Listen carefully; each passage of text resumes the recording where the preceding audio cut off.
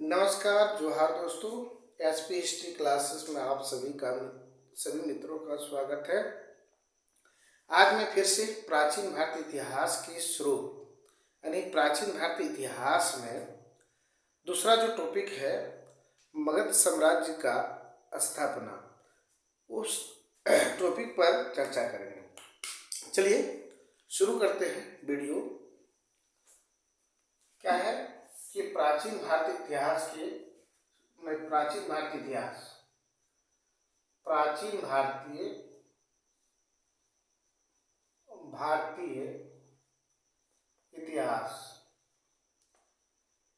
इतिहास में दूसरा जो टॉपिक है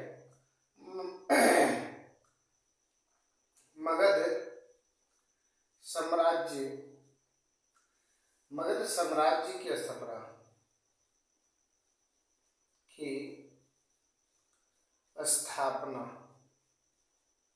ठीक, इस पर हम लोग आज चर्चा करेंगे मगध साम्राज्य की स्थापना के ऊपर। तो इस पर चर्चा करते हैं। तो सबसे पहले देखेंगे कि मगध साम्राज्य की स्थापना के ऊपर क्या क्या किन किन कारक था जिसके कारण से आपका मगध साम्राज्य की स्थापना हुई थी। तो सबसे पहले देखते हैं कि प्राचीन भारतीय इतिहास में जो है प्राचीन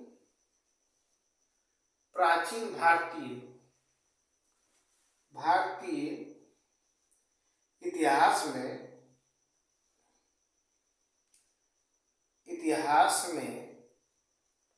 मगध साम्राज्य की स्थापना जो है यानी मगध साम्राज्य की स्थापना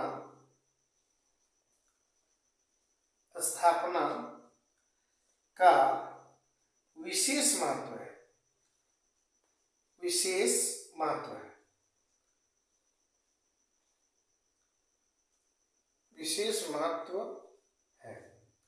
इसका क्या विशेष महत्व है, इस पर आगे चर्चा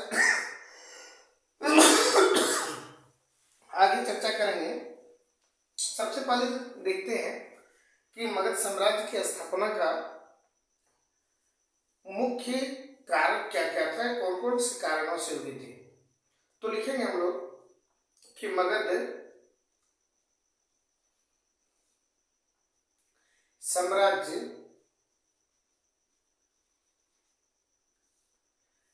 की स्थापना या मगध साम्राज्य का स्थापना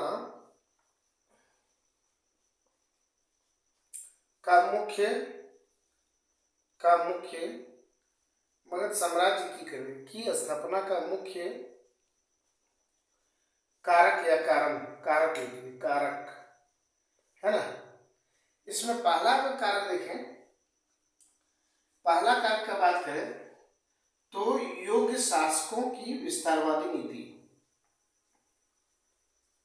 योग्य शासकों की विस्तारवादी नीति पहला पॉइंट हो गया। दूसरा पॉइंट का बात करते हैं तो अनुकूल भौगोलिक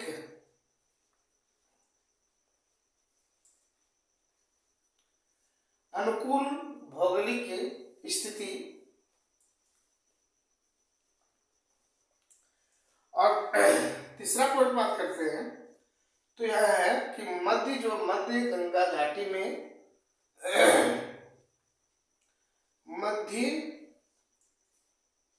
गंगा घाटी में हुए आर्थिक क्रियाओं की विकास या हुई आर्थिक क्रियाओं की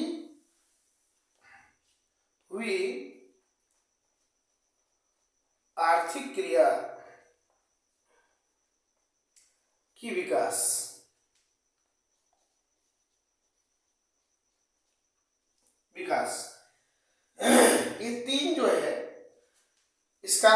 महत्वपूर्ण कारक है। किसका? मगध साम्राज्य की स्थापना या मगध साम्राज्य के उदय के पीछे ये 3 महत्वपूर्ण कारक जो है मायने रखता है। सबसे पहले फिर से एक बार हम लोग देख लेंगे कि प्राचीन भारतीय इतिहास के जो स्रोत है या प्राचीन भारतीय इतिहास में मगध साम्राज्य का जो स्थापना या उदय है इसका एक विशेष महत्व है। प्राचीन भारत के इतिहास में इसका एक विशेष महत्व रखता है। और बात करें कि मगध साम्राज्य की स्थापना का मुख्य कारक क्या क्या है, किन किन परिस्थितियों में मगध साम्राज्य की स्थापना हुई, तो इसमें सबसे पहला है योग्य शासकों की विस्तारवादी नीति। मैंने उस समय जो योग्य शासक थे और उन्होंने जो अपने विस्तार किया, जिस राज्य का विस्तार किया, वो मगध साम्राज्य के उदय का एक महत्वपूर्ण कारक थे। दूसरा है कि उसके अनुकूल परिस्थिति भी थी, भौगोलिक स्थिति भी था, यानी कि उस अनुकूल भौगोलिक स्थिति के कारण भी मगध साम्राज्य की विस्तार या स्थापना में महत्वपूर्ण भूमिका निभाते हैं। अगला है कि मगध मध्य गंगा घाटी में जो है उस समय आर्थिक क्रियाओं की विकास हो गया था, क्योंकि इसके बारे में जानेंगे कि उस समय जो है कृषि का विकास हुआ। और कृषि का विकास क्यों हुआ? क्योंकि मध्य पूर्वी उत्तर प्रदेश और बिहार के भागों में लोहे का प्रयोग अधिक होने लगा। जैसे कृषि कार्य के लिए पहले हल बैल का प्रयोग किया जाता था और आज इसके बाद जो है इस समय लोहे के उपकरण, कुदाली या लोहे में लगा हुआ, हल में लगा हुआ लोहे की उपकरण जो था, जिसके कारण कृषि के क्षेत्र में विकास हुआ और विकास के साथ ही आपका मगध साम्राज्य की स्थापना हुई थी। चलिए नेक्स्ट बात करते हैं, तो देखते हैं कि ये मगध साम्राज्य का उदय जो है कब हुआ था, तो इसके बारे में लिखेंगे। यहां से लिखेंगे हम लोग कि मगध साम्राज्य जो है, मगध साम्राज्य का उदय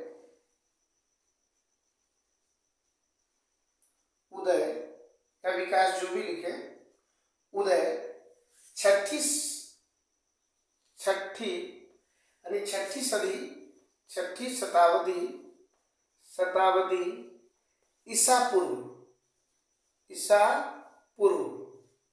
है ना, छठी शताब्दी ईसा पूर्व।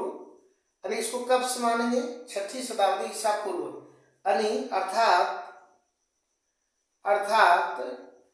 बिंबिसार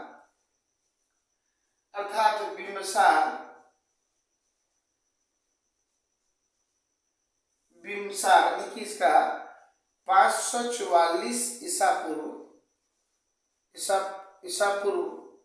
544 ईसा पूर्व, यानी बिंबिसार की, इसको बिंबिसार यानी कि 544 ईसा पूर्व के समय में प्रारंभ होता है, प्रारंभ हुआ तथा तीसरी सदी या शताब्दी ईसा पूर्व अर्थात अशोक यानी अशोक का कितना था? 261 ईसा पूर्व के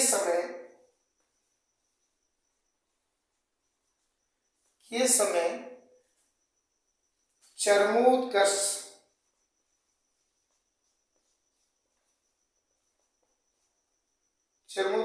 तक पहुंच गया, है ना। तो देख बात करते हैं कि मगध जो है साम्राज्य का उदय का समय क्या माना जाता है? तो छठी शताब्दी ईसा पूर्व, यानी उस समय जो है मगध साम्राज्य का उदय में बिंबिसार का महत्वपूर्ण भूमिका रहता है। इसका शासन बात करें तो शुरू में 544 ईसा पूर्व के समय में ही प्रारंभ हुआ था मगध साम्राज्य का उदय। और कब अधिक चरमोत्साह मतलब एकदम ऊपर तक कब गया था, तो अशोक के समय में यह ऊपर तक गया था, सबसे ऊपर तक पहुंचा था। बात करें कि जो मगध है, ये वर्तमान में जो बिहार है या पूर्वी उत्तर प्रदेश है, इसी भाग को हम लोग कहते हैं मगध। प्राचीन काल में कहा जाता था, इसको मगध कहा जाता था। तो यहाँ लिखेंगे कि 6ठी शताब्दी ईसा पूर्व में, 6ठी सदी शताब्दी या शताब्दी ईसा पूर्व में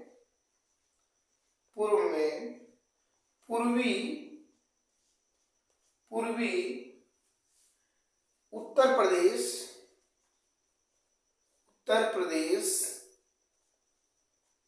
और बिहार में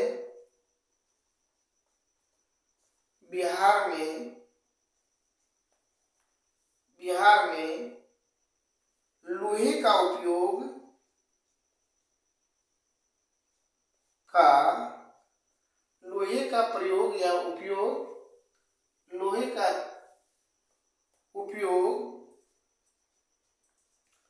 अत्यधिक होने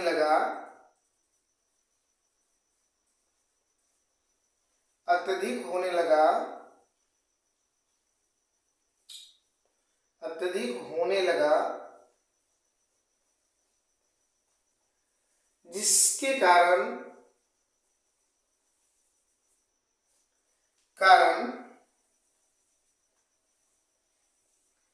कृषि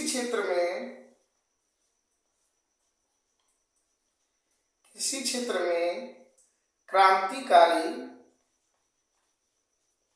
परिवर्तन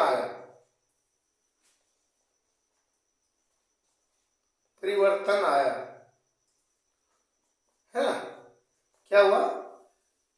यानी 6ठी शताब्दी ईसा पूर्व में उत्तर प्रदेश, जो पूर्वी उत्तर प्रदेश है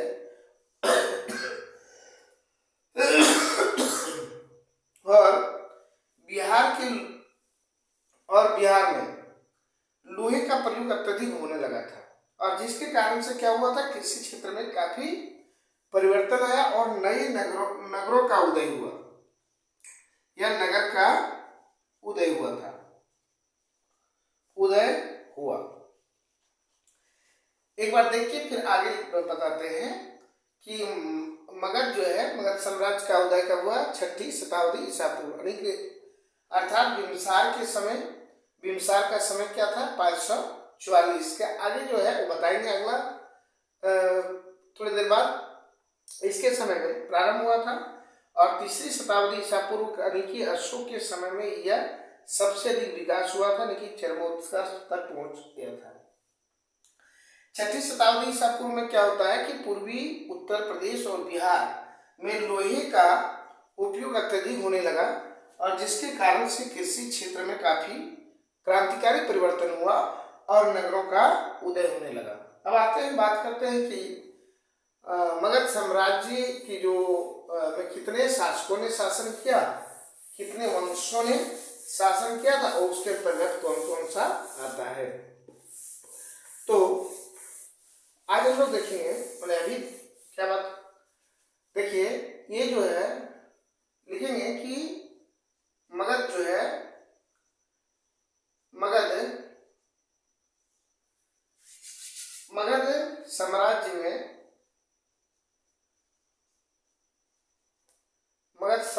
में कुल 3 वंशों ने शासन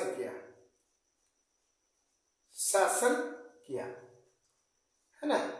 पहला वंश का बात करें तो पहला वंश जो होते हैं वो हर्यक है। हर्यक यानी कि हर्यंका डायनेस्टी, हर्यक वंश जो है, इनका शासनकाल है 544 से लेकर 412 ईसा पूर्व तक, 412 ईसा पूर्व तक पूर्व। दूसरा है हरेक के बाद है शिशुनाग वंश, शिशुनाग वंश। तो शिशुनाग वंश का बात करें, शिशुनाग वंश, इनका बात करें तो ये 412 से लेकर 344 ईसा पूर्व तक। अगला बात करते हैं नंबर 2 था। नंबर 3 है, तीसरे नंबर पे जो होता है वह है नंद वंश। क्या है? नंद वंश। इनका शासन काल अगर बात करें तो पाते हैं कि 344 से लेकर 322 ईसा पूर्व तक। इसके बाद जो है 322 ईस्वी में क्या होता है, धनानंद की हत्या कर देता है। किसके द्वारा? चंद्रगुप्त मौर्य के द्वारा। और इसके बाद हो जाता है मौर्य वंश की स्थापना। तो आज जो है मैं यही क्लास समाप्त करता हूँ। अगर वीडियो अच्छे लगे तो वीडियो को लाइक, शेयर एवं कमेंट जरूर कीजिएगा। और चैनल पर पहली बार हैं तो चैनल को सब्सक्राइब कर लीजिएगा। धन्यवाद। जय हिंद।